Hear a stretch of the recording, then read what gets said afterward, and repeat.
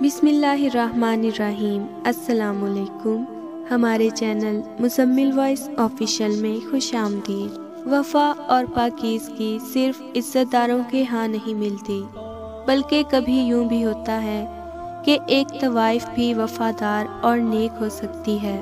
یہ وہ جواہر ہیں کسی کی میراث نہیں ہوتے۔ وہ بھی ایک ایسی ہی طوائف تھی جس نے اپنی وفا اور پاکیزگی کی وہ مثال قائم کی کہ ساری دنیا کو حیران کر دیا۔ میرا نام ملک طفیل ہے اور میں فیصل آباد کا رہنے والا ہوں۔ آئیں میری کہانی میری زبانی سنتے ہیں۔ میرا تعلق ایک زمیندار گھرانے سے تھا۔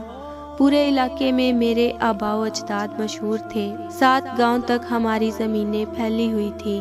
ہماری دولت کا کوئی شمار ہی نہیں تھا۔ میرا باپ اور چچا گاؤں کے کرتا دھرتا تھے، اس کے ساتھ ساتھ وہ سیاست میں بھی تھے، اس لیے ان کا ہر محکمے میں اثر و رسوخ تھا۔ گاؤں کے لوگ میرے باپ اور چچاؤں کے سامنے ہاتھ باندھے کھڑے رہتے۔ یہ ان دنوں کی بات ہے جب میں نے اور میرے کزن قاسم نے MA کا امتحان امتیازی نمبروں سے پاس کر لیا تھا اور پورے گاؤں میں ہماری تعریفیں ہو رہی تھیں۔ انہی دنوں ہمارے سب سے چھوٹے چچا دلاور کی شادی بھی دھوم دھام سے جاری تھی۔ شادی کیا تھی، ایک جشن تھا جس میں پیسہ پانی کی طرح بہایا جا رہا تھا۔ ملکوں کی شادیاں ویسے بھی مشہور تھیں، مگر اس شادی کی ٹور ہی الگ تھی۔ ہم سب کزنز اس شادی کو خوب انجوائے کر رہے تھے۔ دلہن والے بھی ہمارے اپنے رشتہ دار تھے، اس لیے شادی کی رونق دونوں جانب لگی ہوئی تھی۔ رخصتی سے ایک رات پہلے ہمارے بڑے ڈیرے پر ایک مجرے کا پروگرام طے ہوا، جس میں صرف بالغ مردوں کو آنے کی اجازت تھی۔ اب میرے سارے کزنز بڑے پرجوش تھے کیونکہ وہ پہلی بار یہ مجرا دیکھنے جا رہے تھے، ورنہ اس سے پہلے ہم نے ان کے بارے میں اپنے ملازموں سے قصے کہانیاں ہی سنی تھی۔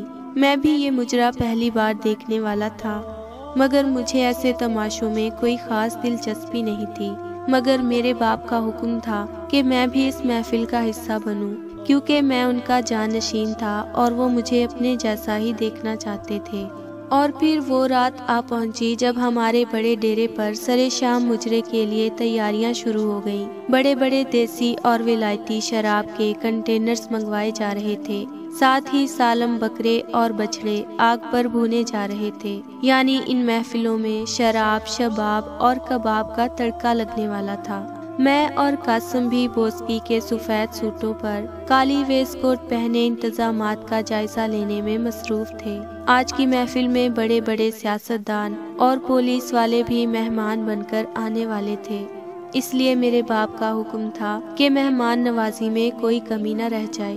جب رات کے 9 بجے تو گھنگروؤں کی جھنکار سے سارا ڈیرا گونج اٹھا، کیونکہ شہر کی بہترین طوائفیں اپنے فن کا مظاہرہ کرنے آن پہنچی تھی۔ وہ سب کی سب جدید فیشن کے چست لباسوں میں چہروں پر میک اپ کی تہیں جمائے اپنے فن کا مظاہرہ کرنے کے لیے بالکل تیار تھی۔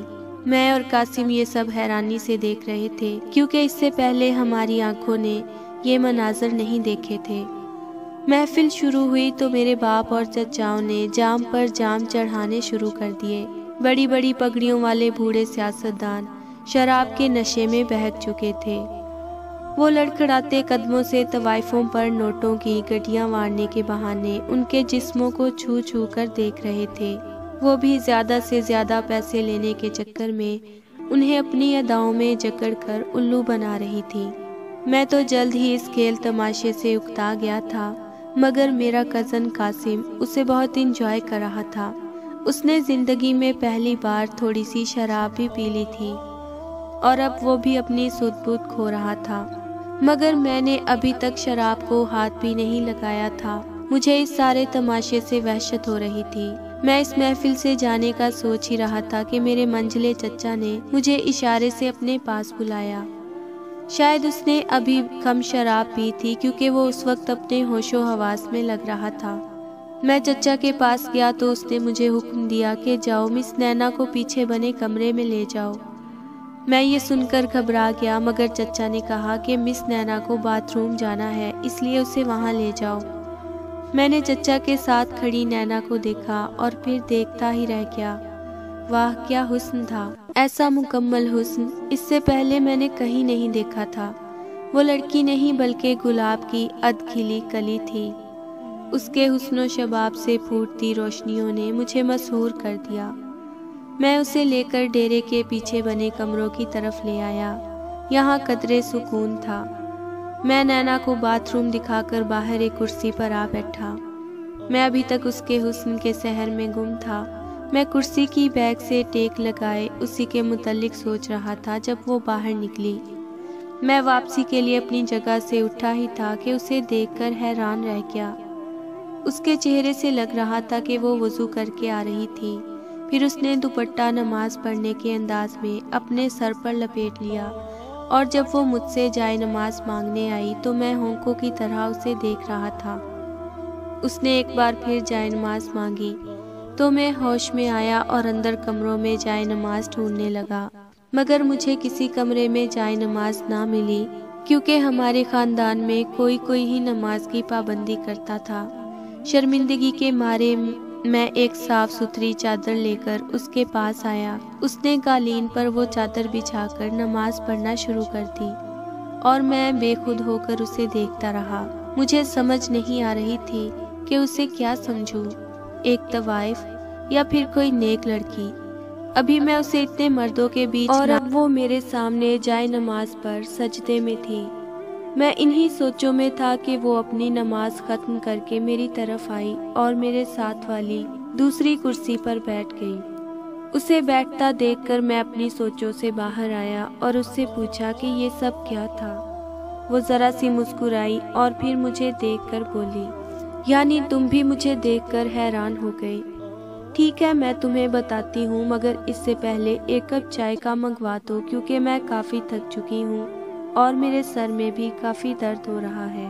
میں جلدی سے اٹھا اور ایک ملازم کو چائے کا کہہ کر پھر اس کے ساتھ آ بیٹھا۔ اس وقت ہم دونوں وہاں اکیلے تھے۔ ڈیرے پر جشن جاری تھا۔ طبلے کی تھاپ پر گھنگروؤں کی جھنکار اب بھی گونج رہی تھی، مگر میں اور نینا یہاں ایک پرسکون کونے میں سب سے الگ بیٹھے تھے۔ تھوڑی دیر بعد ملازم ہمارے سامنے چائے رکھ کر چلا گیا۔ میں نے اپنے ہاتھوں سے چائے بنا کر اسے پیش کی۔ اس نے پہلا گھونٹ لیتے ہوئے اپنی کہانی سنانی شروع کر دی۔ وہ اپنی ماں اور 4 بہنوں کے ساتھ رہتی تھی۔ اس کا باپ ایک دشمنی میں مارا گیا تھا۔ اس کا کوئی بھائی نہیں تھا، اس لیے اپنی ماں اور بہنوں کا پیٹ پالنے کے لیے وہ یہ گانے بجانے والا کام کرنے پر مجبور تھی۔ وہ زیادہ پڑھی لکھی بھی نہیں تھی کہ کہیں نوکری کر لیتی۔ اس کی باقی بہنیں اب پڑھ رہی تھیں اور وہ ان کے اچھے مستقبل کے لیے یہ کام کرنے پر مجبور تھی۔ مجھے اس کی کہانی نے بہت متاثر کیا۔ وہ بہت باہمت لڑکی تھی۔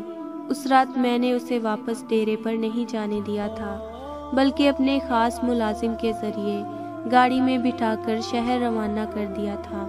میں نے اسے اچھی خاصی رقم بھی دی تھی تاکہ اس کی نائکا کو اعتراض نہ ہو۔ نینا میرے دل میں بس چکی تھی، اسی لیے اس کی عزت کی حفاظت میرا فرض تھا۔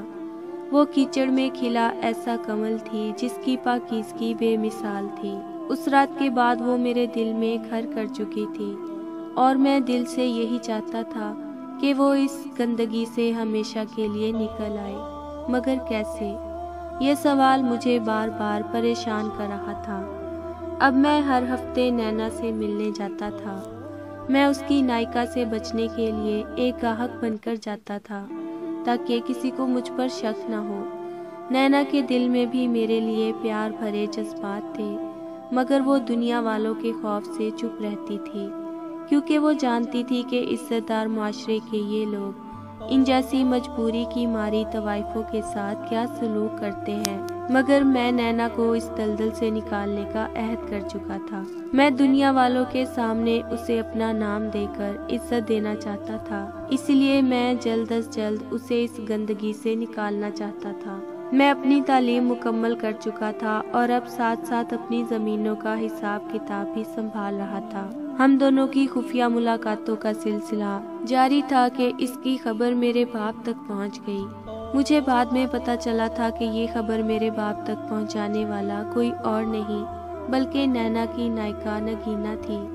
اس نے میرے پیچھے اپنے جاسوس ملازم لگا رکھے تھے جو میری اور نینا کی ملاقاتوں کے پل پل کی خبر اسے دیتے تھے۔ جب میرے باپ نے مجھے بلا کر اس خبر کی تصدیق کی تو میں بغیر کسی خوف کے اسے سچ مان گیا۔ میرا باپ یہ سن کر غصے میں آ گیا اور مجھے کہنے لگا کہ تم ایک طوائف کو ہمارے خاندان کی عزت بنانا چاہتے ہو۔ میں نے جواب دیا کہ نینا مجبوری کی وجہ سے یہ کام کرتی ہے، جب وہ میری زندگی میں آئے گی تو یہ سب چھوڑ دے گی۔ مگر میرے باپ نے میری کسی دلیل کو نہ مانا اور کہا کہ یہ فضول خیال دل سے نکال دو، تمہاری شادی تمہارے چچا کی بیٹی سے ہی ہوگی۔ میں نے بھی انہیں صاف صاف کہہ دیا کہ میں شادی کروں گا تو صرف اور صرف نینا سے، ورنہ زندگی بھر کنوارا رہوں گا۔ اس کے بعد ہم دونوں باپ بیٹے کے درمیان ایک جنگ چھڑ گئی۔ میرا باپ اپنی ضد پر اڑا تھا اور میں اپنی ضد پر، جس کی وجہ سے سارے خاندان میں باتیں ہونے لگیں۔ سب نے مجھے سمجھانے کی بہت کوشش کی مگر میں اپنے فیصلے پر قائم رہا کیونکہ میں نینا سے سچی محبت کرتا تھا۔ مگر یہ بھی سچ ہے کہ اس دنیا میں سچی محبت بھی ایک گناہ بن جاتی ہے اور دنیا والے اسے قبول نہیں کرتے۔ میں اور نینا زندگی بھر ساتھ رہنا چاہتے تھے مگر میرے خاندان والے یہ نہیں چاہتے تھے۔ میرے باپ نے پہلے تو نینا کو لالچ دیا کہ وہ جتنی چاہے دولت لے لے اور میرے بیٹے کی زندگی سے نکل جائے، مگر نینا نے اس کی اتنی بڑی آفر کو ٹھکرا دیا۔ اب میرا باپ غصے سے آگ بگولا ہو گیا۔ اس نے نینا کے ذریعے نینا کو کوٹھے پر قید کروا کر تشدد کا نشانہ بنایا تاکہ وہ اپنی جان کے خوف سے مجھ سے رشتہ توڑ دے، مگر نینا ان کا ہر قسم کا تشدد بڑے صبر سے برداشت کرتی رہی۔ میرے باپ نے اسے دھمکی دی کہ اگر میرے بیٹے کا پیچھا نہ چھوڑا تو تمہاری ماں اور بہنوں کو جان سے مار دوں گا، مگر پھر بھی وہ اپنی محبت سے دستبردار نہ ہوئی۔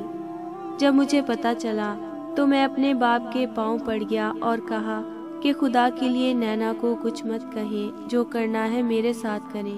اگر نینا کو کچھ ہوا تو میں بھی زندہ نہیں رہوں گا۔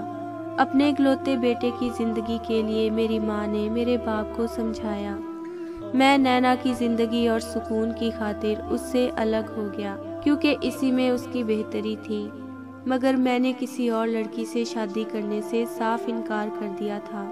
وقت گزرتا رہا، میری جوانی ڈھلنے لگی۔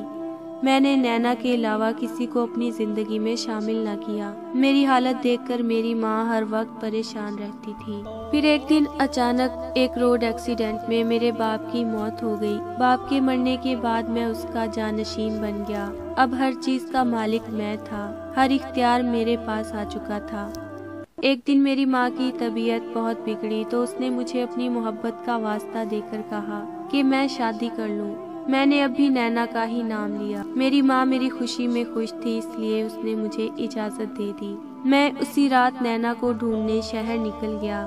نگینا کے کوٹھے پر پہنچا تو وہاں سے پتا چلا کہ نگینا تو مر چکی ہے اور وہاں کی پرانی لڑکیوں کا کوئی اتا پتا نہیں ہے۔ میں یہ سن کر مایوس ہو گیا، مگر نینا کے ایک پرانے ملازم نے میری حالت کو دیکھتے ہوئے مجھے اپنے ساتھ آنے کو کہا۔ وہ کئی گلیاں پھرتا پھراتا مجھے ایک پرانے سے مکان میں لے آیا۔ جب میں دروازے پر دستک دے کر اندر داخل ہوا تو سامنے ہی نینا کھڑی تھی۔ یوں لگتا تھا جیسے وہ آج بھی میرے انتظار میں بیٹھی تھی۔ اس کے بعد میں نینا کو اپنی حویلی لے آیا جہاں میری اور اس کی شادی دھوم دھام سے ہوئی۔ اب ہمارے 2 پیارے سے بچے ہیں اور ہم دونوں اپنی محبت آج بھی نبھا